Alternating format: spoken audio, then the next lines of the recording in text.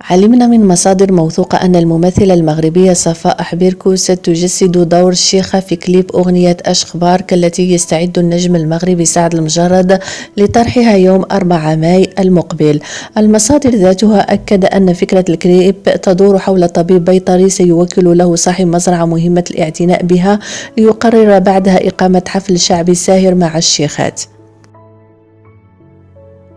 وسيعرف كليب أشخبارك مشاركة كل من الممثل عمر لطفي والكوميدي رشيد رفيق والممثلة وصال بيريز، ويراهن المجرد على نجاح هذا العمل الذي يعتبر الأول له بعد تمتعه بالسراح المؤقت في قضية اتهامه بالاغتصاب والتي حكم على إثرها بالسجن ل6 سنوات.